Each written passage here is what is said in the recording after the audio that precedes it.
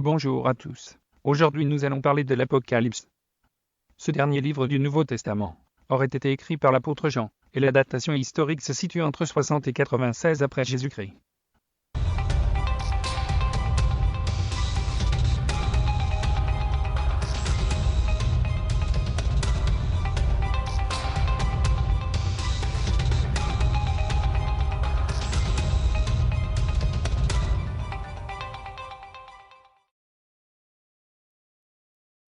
Chapitre 1.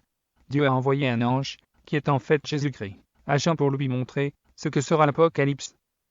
Une voix dit à Jean qu'il doit écrire ce qu'il va voir dans un livre, et a ensuite envoyé ce livre aux 7 églises d'Asie mineure, qui se situent à Éphèse, Smyrne, Pergame, Thyatire, Sardes, Philadelphie et Laodicée.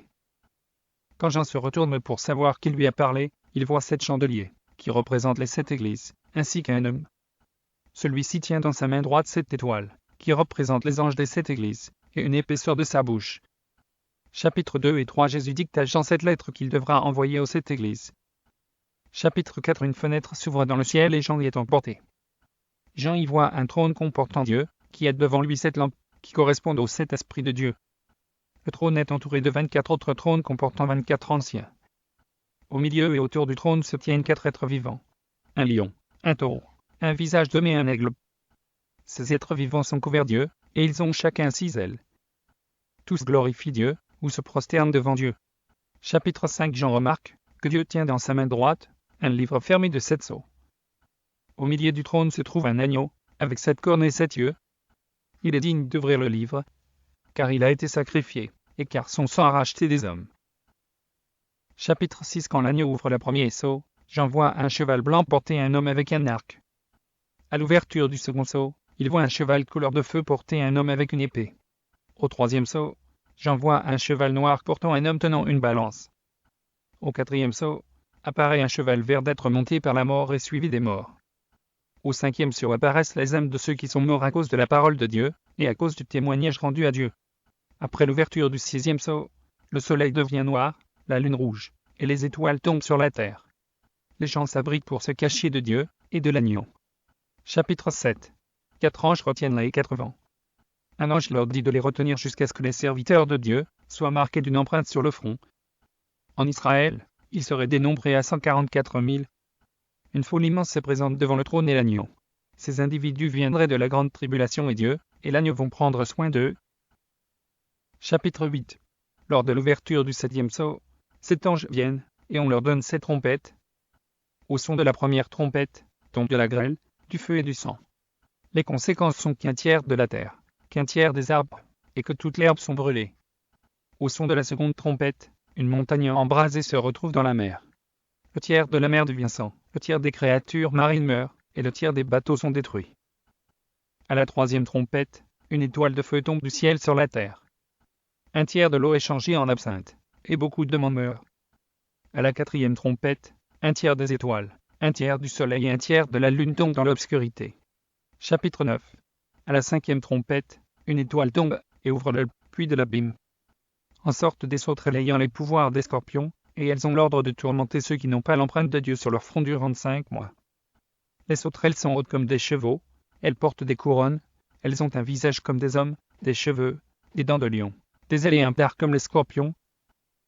À la sixième trompette, le sixième ange doit relâcher 4 anges, qui devront causer la mort d'un tiers des hommes. Les troupes comptent 200 millions de cavaliers, avec leurs chevaux à tête de lion, et crachant du feu, de la fumée et du soufre. Leurs queues sont des serpents. Chapitre 10. Un ange descend du ciel et pose un de ses pieds dans la mer et l'autre sur la terre. Il tient dans sa main un petit livre. 7 tonnerres font entendre leur voix. Jean veut écrire ce qu'ils disent, mais une voix dans le ciel lui dit de garder le secret. Cette même voix lui dit de manger le livre. C'est ce qu'il fait. Le livre est doux quand il le mange, mais amer une fois avalé. Chapitre 11. On donne à Jean une baguette, pour qu'il mesure le temple de Dieu. Il a donné à 2 témoins un pouvoir prophétique. Il s'agit de 2 chandeliers, et de 2 oliviers. Ils ont le pouvoir de se défendre tout seuls. Leur mort viendra de la bête qui laissera leur corps à l'endroit où a été crucifié Jésus. Les individus seront contents de leur mort. Grâce à un esprit de Dieu, les témoins se relèveront et monteront au ciel. Un tremblement de terre tuera 7 000 hommes. Au bruit de la 7e trompette, vient le moment de juger les morts, de leur accorder des récompenses, ou de leur infliger des punitions. Chapitre 12. Une femme va bientôt accoucher d'un fils. Arrive un dragon rouge, avec 7 têtes et des cornes, ayant la volonté de se nourrir du futur nouveau-né. Un combat se livre entre Michel et ses anges et le dragon, c'est-à-dire le diable, et ses anges. Michel et les anges sortent victorieux. Satan n'est plus dans le ciel, mais sur la terre une voix avertit des dangers de cette présence. Le dragon pourchasse la femme, qui aidée, arrive à s'enfuir dans un désert où l'on va assurer sa subsistance durant 1260 jours. Chapitre 13. Une bête sort de la mer. Elle a 7 têtes et des cornes. Elle a un aspect de léopard, avec des pattes d'ours et une gueule de lion. Le dragon donne de son pouvoir à la bête. Une grande quantité de personnes suivra le dragon et la bête. Une autre bête arrive. Elle a 2 cornes. Cette bête pousse à l'adoration de la première bête. Ceux qui ne l'adorent pas seront tués. Une marque des adorateurs de la bête sera déposée sur les gens. Ceux qui n'auront pas cette marque ne pourront ni vendre, ni acheter. Le nombre de la bête est 666. Chapitre 14. L'agneau arrive sur le mont Sion, et il est avec les 144 000 individus ayant la marque de Dieu et rachetés de la terre. Un ange vient et dit aux hommes d'adorer Dieu. Un deuxième vient et dit que Babylone est tombée, et un troisième dit que ceux qui adorent le diable et portent sa marque subiront la colère de Dieu. Un homme vient avec une faucille, et moissonne la terre. Un ange dit à un autre ange de vendanger la terre. Après cette action, du sang s'étend sur 300 km. Chapitre 15. J'envoie les 7 anges avec les 7 fléaux. Ils voient sur une mer la troupe des personnes ayant contré la bête. Un des 4 êtres vivants donne aux 7 anges 7 coupes contenant la colère de Dieu. Chapitre 16. Avec la première coupe, les hommes ayant la marque du diable sont frappés d'ulcères. Avec la seconde coupe, l'eau de la mer se transforme en sang. Tous les habitants de la mer y meurent. Avec la troisième coupe, les fleuves et des sources d'eau deviennent du sang. À cause de la 4e coupe, le soleil brûle les hommes. Avec la 5e coupe, le royaume de la bête est plongé dans les ténèbres. Avec la 6e coupe, l'Euphrate s'assèche. 3 esprits de démons, ressemblant à des grenouilles, sortent de la bouche du dragon, de la bête et du prophète. Avec la 7e coupe, il y a un terrible tremblement de terre détruisant les villes, les îles et les montagnes. D'énormes grêlons tombent sur la terre. Chapitre 17. Un des 7 anges transporte Jean à Babylone, appelée la grande prostituée. Il y voit une femme juchée sur une bête, à 7 têtes et des cornes. Les 7 têtes représentent 7 montagnes, mais aussi 7 rois. Les 10 cornes représentent 10 rois, qui n'ont pas encore de royaume, mais qui vont régner une heure avec la bête. Chapitre 18. Un ange dit que Babylone est tombée dans les mains des démons. Un voix exhorte le peuple à ne pas s'associer à Babylone, et de lui faire payer très cher ses méfaits.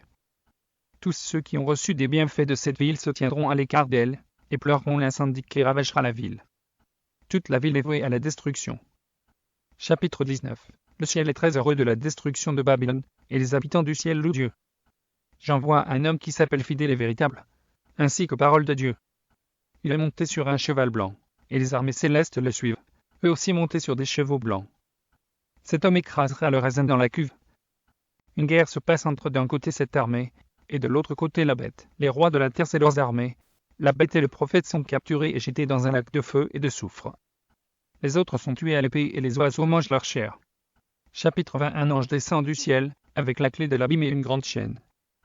Il enchaîne le dragon pour 1000 ans, et il est jeté dans l'abîme qui restera scellé durant 1000 ans. Ceux qui n'ont pas suivi Satan, et ceux qui ont été décapités à cause de Jésus et de Dieu, sont ramenés à la vie et règnent avec le Christ durant 1000 ans. Au bout de 1000 ans, le diable pourra sortir de son abîme, il reprendra des troupes, et cherchera à faire de nouveau la guerre. Le diable sera jeté dans les temps de feu et de soufre. Il se passe le jugement dernier. Tous les hommes sont jugés, selon ce qu'il y a écrit dans les livres. Ceux qui ne sont pas inscrits dans le livre de vie, seront jetés dans les temps de feu et de soufre. Chapitre 21. Un nouveau ciel et une nouvelle terre sont créés. Une nouvelle Jérusalem voit le jour. Dieu dit que si les individus tombent dans le péché, ils subiront à une seconde mort par la mise de leur corps dans les temps de feu et de soufre. Un ange fait voir à Jean la nouvelle Jérusalem. La ville mesure 2200 km de longueur et de largeur, et elle possède une muraille de 72 mètres. Chapitre 22. Il y a le fleuve d'eau de la vie qui s'écoule du trône de Dieu et de l'agneau. Entre ces deux bras se situe l'arbre de la vie dont les fruits serviront à guérir les nations. L'ange dit à Jean d'écrire tout ce qu'il a vu, et il lui dit que le temps est proche. Si quelqu'un ajoute quelque chose à ce livre, Dieu ajoutera des fléaux, et s'il en enlève, quelque chose sera retranché à l'arbre de la vie et à Jérusalem. Je vis alors l'agneau ouvrir un des 7 sceaux, et j'entendis l'un des 4 êtres vivants dire d'une voix de tonnerre, « Viens !» Je regardai et je vis apparaître un cheval blanc. Celui qui le montait avait un arc. Une couronne lui fut donnée, et il partit en vainqueur et pour remporter la victoire. Quand il ouvrit le 2e sceau, j'entendis le 2e être vivant dire, « Viens !» Et un autre cheval, rouge-feu, apparut. Celui qui le montait reçut le pouvoir d'enlever la paix de la terre, afin que les hommes s'entretuent, et une grande épée lui fut donnée. Quand l'agneau ouvrit le 3e sceau, j'entendis le 3e être vivant dire « Viens !» Je regardai et je vis apparaître un cheval noir. Celui qui le montait tenait une balance à la main. Et j'entendis, comme une voix dire, au milieu des 4 êtres vivants, une mesure de blé pour une pièce d'argent et 3 mesures d'orge pour une pièce d'argent. Mais ne touche pas à l'huile et au vin. Quand il ouvrit le 4e sceau, j'entendis le 4e être vivant dire « Viens !» Je regardai et je vis un cheval verdâtre. Celui qui le montait avait pour nom la mort, et le séjour des morts l'accompagnait. Ils reçurent le pouvoir, sur le quart de la terre, de faire mourir les hommes par l'épée, par la famine, par la peste et par les bêtes sauvages de la terre.